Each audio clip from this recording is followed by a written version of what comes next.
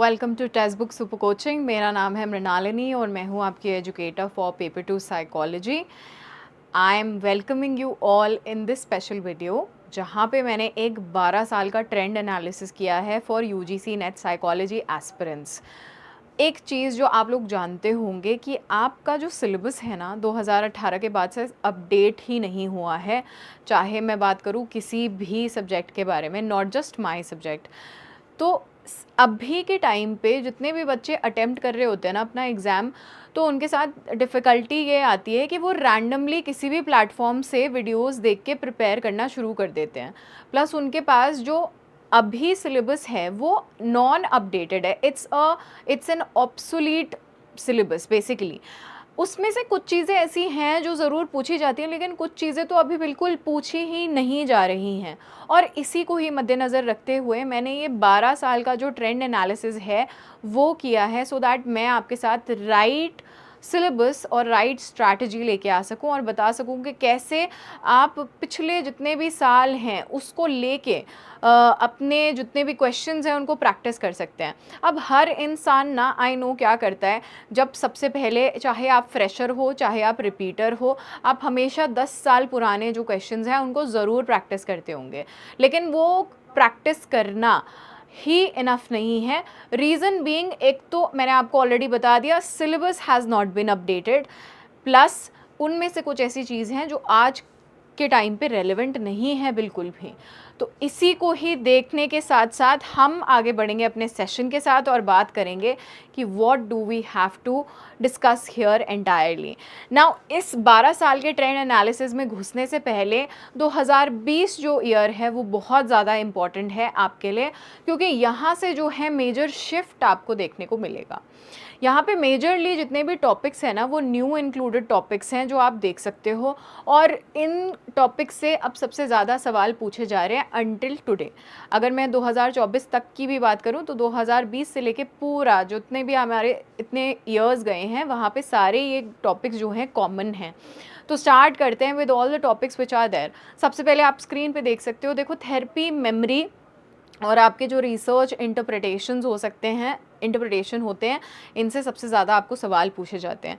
Therapy तो सबसे ज़्यादा बूमिंग कॉन्सेप्ट है आज के करंट सिनेरियो में, तो इसको तो बिल्कुल भी मत भूलना, क्योंकि थेरेपी से रिलेटेड अगर मैं बात करूँ एक्सेप्टेंस एंड कमिटमेंट थेरेपी की, मैं बात करूँ कॉग्निटिव बिहेवियरल थेरेपी की, मैं बात करूँ बेसिकली जो डिफरेंट डेवलपमेंटल मॉडल्स हैं जितने भी साइकोलॉजिस्ट ने दिए हैं, तो ये सारे मॉडल्स चाहे हम सीक्वेंस में बात करें, चाहे क्रोनोलॉजी में, चाहे मैच द कॉलम्स में, हर जगह ये सारी चीज़ें पूछी जा रही हैं। तो मेजर फोकस जो रहा है पोस्ट 2020 पैटर्न का, वो बेसिकली ये है कि जहाँ पे थेरेपी से रिलेटेड, मेमोरी से रिलेटेड, मेमोरी के जो मॉडल्स हैं, चाहे आर्टिफिशियल इंटेलिजेंस है या पैरेलल डिस्ट्रीब्यूटेड प्रोसेसिंग है, चाहे कोई सा भी हमारा मॉडल है, वो सारे आपसे ज़रूर पूछे जा रहे हैं। तो इन पे मेजर ध्यान रखने की ज़रूरत है। ये आपके अभी अपडेटेड टॉपिक्स हैं जो करंटली पूछे जाते हैं और आगे भी पूछे जाएंगे 2025 तक। अब हम बात करते हैं सम ऑफ इंडियन साइकोलॉजी। अब देखो 2020 से पहले ना इंडियन साइकोलॉजी पे इतना ज़्यादा कोई एम्फोसिस नहीं दिया जा रहा था, आपको ज़्यादा क्वेश्चंस नहीं मिलते थे। लेकिन अब 2020 के बाद आप इंडियन साइकोलॉजी में एटलीस्ट 5 to 6 क्वेश्चंस जो हैं मोटे मोटे देख सकते हो अपने एग्ज़ाम के अंदर। तो ये चीज़ ना बहुत नोट करने वाली है, और आपको पता होना चाहिए कि एक सच यूनिट अगर कुछ है जहाँ से आप maximum amount of information gather कर सकते हो, वो है आपके इंडियन साइकोलॉजी। जितने भी आपके योगा हैं, योगिक कॉग्निशन है, जितने भी लोग हैं जिन्होंने योगा के बारे में बात करी है ना, तो उसको तो बिल्कुल भी मत भूलना, वो सारा करके जाना। इसके अलावा इंडियन साइकोलॉजी में जितने भी एस्टैब्लिश्ड डिपार्टमेंट्स हैं ना, उन सबको ज़रूर करके जाना। और इसके साथ साथ आपको जितने भी एमिनेंट इंस्टीट्यूशंस हैं हमारे इंडिया के अंदर जो काम करते हैं, किस चीज़ में जो काम करते हैं, साइकोलॉजी से रिलेटेड किसी भी चीज़ के ऊपर, चाहे मैं बात करूँ कोर्स वर्क की, चाहे मैं बात करूँ रिसर्च की, हर चीज़ को लेके जो भी काम कर रहे हैं इंडिया के अंदर, जितनी भी बॉडीज़ हैं और जितने भी एमिनेंट इंस्टीट्यूशंस हैं, इनको बिल्कुल भी नहीं भूलेंगे। तो ये पक्का करके जाएंगे इनके डेट्स के साथ। अब इसके अलावा आपसे क्या पूछा जा रहा है, स्टैटिस्टिक्स जो है इस पे हैवी आपका क्वेश्चंस जो हैं पूछे जाते हैं। लेकिन अभी 2024 की अगर मैं बात करूं तो स्टैटिस्टिक्स से रिलेटेड इतना कोई हेविली एम्फोसाइजिंग टॉपिक नहीं आया है करंटली, लेकिन स्टिल आपको एक चीज़ समझने की ज़रूरत है कि जब आप अपना नेट जेआरएफ क्वालिफाई करते हो ना, तो अल्टीमेटली आप एक एकेडमिशियन बनते हो, यानी कि आप एक पीएचडी स्कॉलर बनोगे जब आप जेआरएफ क्वालिफाई कर लोगे। तो आप जब इंटरव्यू अपेयर करने के लिए जाओगे ना, तो आपसे नॉर्मल स्टैटिस्टिक्स के सवाल जो है वो ज़रूर पूछे जाएंगे। तो ऐसे मत सोच लेना कि जस्ट मैं ऊपर ऊपर से सिर्फ जो स्टैटिस्टिक्स है वो कर लूँ तो फिर मेरा काम जो है बन जाएगा। ऐसे नहीं करना है, आपने अपनी स्टैटिस्टिक्स को कमज़ोर नहीं रखना है। It should be very very good and you should know everything. अब सबसे ज़्यादा जो चीज़ें हैं स्टैटिस्टिक्स में पूछी जा रही हैं वो होते हैं हमारे assumptions related to parametric versus non parametric test, then your effect sizes, your interaction effects, then your assumptions related to your both the tests, your item analysis. Item analysis के अंदर बेसिकली ये जो साइकोलॉजिकल टेस्टिंग का topic है, लेकिन इसके अंदर भी सर्टेन चीज़ें हैं जैसे test discrimination, item difficulty, all these things ये आपको ज़रूर पता होने चाहिए। आगे बढ़ेंगे, हम बात करने वाले हैं कुछ फ्रीक्वेंटली आस्क्ड क्वेश्चंस के बारे में, जिनमें से हमारे जो मेजर टॉपिक्स हैं, मेजर चीज़ें हैं जैसे क्वेश्चंस पूछे जाते हैं। तो इनमें से एक है match the following. Match the following जो है, ये सारे जितने भी मैंने आपको टॉपिक्स बताए हैं इसमें मैच द फॉलोइंग ज़रूर आता है। नेक्स्ट आ गया आपके सीक्वेंस और क्रोनोलॉजी ऑर्डर वाले जितने भी क्वेश्चंस हैं ये आपसे काफ़ी ज़्यादा पूछे जाते हैं, और इसके अंडर जो मेजर एम्फोसिस दिया जा रहा है वो थ्योरीज और डेवलपमेंटल स्टेजेस के अंडर दिया जा रहा है। आगे बढ़ेंगे, हम बात करेंगे अब अप्लाइड एमसीक्यूज़ जो हैं ये ज़्यादा पूछे जा रहे हैं। पुराना ज़माना चला गया जब आपसे बहुत डायरेक्ट क्वेश्चन पूछा जाता था कि चलो ये बता दो कि ये लाइट की वेवलेंथ कितनी होती है, that is a very direct question. अब वही सेम क्वेश्चन आपको घुमा फिरा के एक अप्लाइड तरीके से बताया या पूछा जाने लगा है। आगे बढ़ेंगे, अब हम बात करेंगे मेमोरी से रिलेटेड आपको सबसे ज़्यादा जो रेपिटेटिव टॉपिक दिखता है that is your heuristics. Heuristics के जितने भी टाइप्स हैं उनको तो पक्का करके ही जाना है। इसके अलावा मेमोरी के जो भी मॉडल्स हैं इनको तो बिल्कुल भी नहीं भूलना है। So make sure you don't forget them. Biases जो होते हैं हमारे, ठीक है, उनको भी आपने बिल्कुल भी नहीं भूलना है। आगे बढ़ेंगे with the next topic. Now we have experimental design, we have your statistical tests and their assumptions. Experimental design के अंदर आपको तीनों ही पता होने चाहिए, your pre experimental design, your true experimental design and your quasi experimental design, और इसके अंदर क्या कुछ फॉल करता है। These are all the types which are there. Now आगे बढ़ेंगे with some of the high yielding topics जो 2020 में सबसे ज़्यादा पूछे जाते हैं। जैसे कि मैंने आपको ऑलरेडी बताया, थेरेपी जो है सबसे ज़्यादा इंपॉर्टेंट टॉपिक है। उसमें से आपका ACT जो टॉपिक है, एक्सेप्टेंस एंड कमिटमेंट थेरेपी, इनसे काफ़ी ज़्यादा आपको सवाल पूछे जाते हैं। अब देर आर सम कंट्रीब्यूटर्स जिनके नाम आपने शायद नहीं सुने होंगे, तो उनमें से एक हैं हमारे स्टीवन हेज। मैं बात करूँ जैकलिन पिस्टोरेलो की, या फिर मैं केली विल्सन की बात करूँ, या मार्क हेज की बात करूँ, या फिर बेसिकली मैं बात करूँ माइकल लेविन की। ठीक है, तो ये कुछ ऐसे नाम हैं जिनके बारे में हम एक्चुअली में जानते नहीं हैं, लेकिन एक्सेप्टेंस एंड कमिटमेंट जो थेरेपी है ये एक्चुअली 1980s के बाद काफ़ी ज़्यादा फेमस हुई थी। अब इनसे रिलेटेड बहुत क्वेश्चंस पूछे जा रहे हैं, तो इसको आपने बिल्कुल भी छोड़ना नहीं है। नई नई थेरेपीज़ जो आ रही हैं उन पे मेजर फोकस रखना है, जैसे ACT हो गया, डायलेक्टिकल बिहेवियर थेरेपी हो गया, माइंडफुलनेस का कॉन्सेप्ट हो गया जो कि इंडियन साइकोलॉजी में योगिक कॉग्निशन, इन सारी चीज़ों के ऊपर भी बहुत ज़्यादा कोरिलेट करता है, तो ये आपने पक्का पढ़ के जाना है।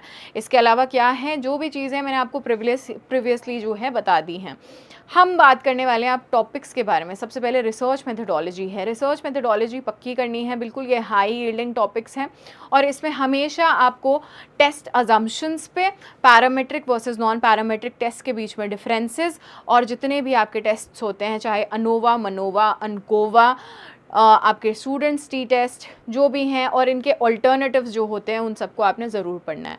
आगे बढ़ेंगे with the next topic which is therapies of course, जिसके बारे में ऑलरेडी बता दिया मैंने आपको।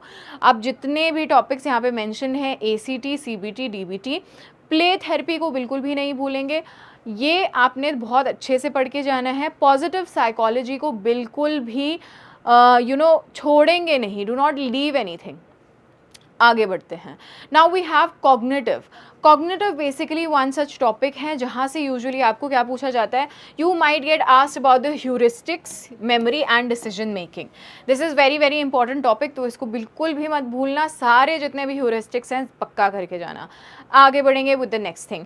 अब बायोलॉजिकल बेसिस ऑफ बिहेवियर जो है ये वन सच टॉपिक है जहाँ पे आपको हमेशा हमेशा ना hormones, neurotransmitters, brain and behaviour linkage जो है वो ज़रूर पूछा जाता है। ठीक है, आगे बढ़ेंगे विद द नेक्स्ट टॉपिक। अब डेवलपमेंट एंड सोशल जो है आपकी थ्योरीज़ या आपकी यूनिट जो है, यहाँ पे सबसे ज़्यादा आपसे सवाल जो पूछे जाते हैं वो हमेशा जितने भी एस्टैब्लिश्ड डेवलपमेंटल थ्योरीज़ हैं, चाहे वो कॉग्निटिव थ्योरीज़ हैं, चाहे वो सोशल से रिलेटेड थ्योरीज़ हैं, वो आपसे ज़रूर पूछी जाती हैं। तो जैसे कि नाम है हमारे कोलबर्ग, वाइगॉत्स्की, जॉन पियाजे और मैनी मोर सच पीपल, इनके नाम आपने बिल्कुल भी नहीं भूलने हैं। One such name also there present here, Erik Erikson, इनके नाम नहीं भूलने। इन्होंने अपने बहुत सारे ऐसी थियोरीज़ दी हैं जो हमेशा आपसे पूछी जाती हैं। और सोशल साइकोलॉजी के अंदर जितने भी मेजर और फेमस एक्सपेरिमेंट्स हैं, ठीक है, उनकी तो आप लिस्ट बना लो, ये तो आपसे पक्का ही पूछे जाएंगे। ठीक है, आगे बढ़ेंगे with the next topic. This is known as Indian psychology, और इंडियन साइकोलॉजी करेंटली बहुत ही ज़्यादा बूमिंग है। इनमें से एक सच टॉपिक है गुणा थ्योरी। ये हमेशा पूछा जाता है। त्रिगुण होते हैं किसी भी इंसान में, सत्व, राजस and Tamas. This you should know. इसके बारे में आपको एनर्जीज़ भी पता होनी चाहिए कि इनके अंदर एनर्जीज़ कैसी होती हैं। जितने भी यौगिक पर्सपेक्टिव्स हैं इन सबको ढंग से याद कर लेना।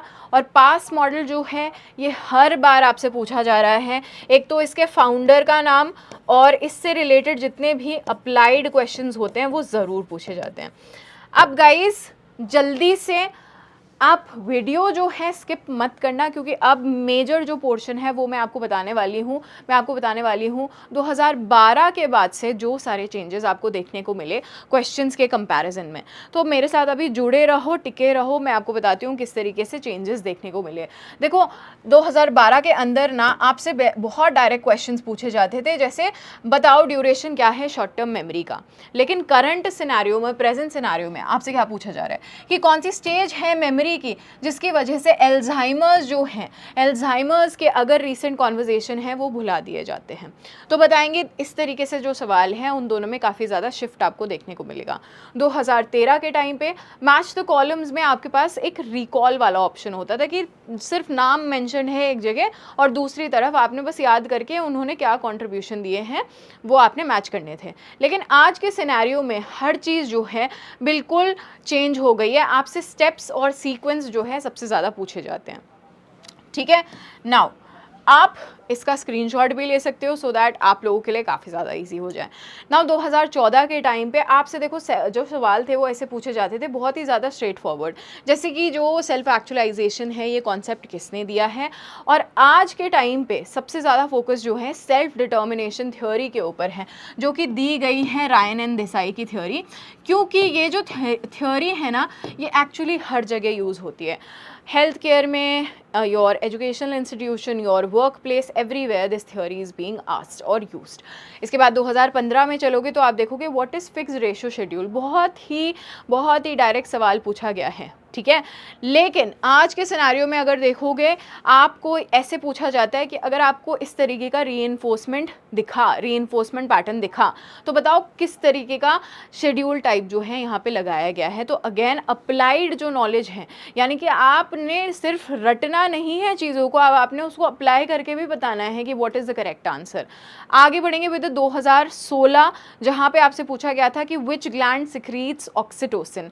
अब आपसे एक सवाल पूछा जा रहा है, लेकिन इसके अराउंड करंट सिनेरियो में आपसे ये पूछा जा रहा है कि ऑक्सीटोसिन बताओ कौन से और सच बिहेवियर्स के साथ लिंक्ड है and what all does it do. तो पूरी फंक्शनल जो बायोसाइकोलॉजी है वो आपसे पूछी जा रही है, तो फंक्शंस तो आपने बिल्कुल भी नहीं भूलना है। आगे बढ़ेंगे, एनालिसिस करेंगे 2017 से लेके 2022 तक।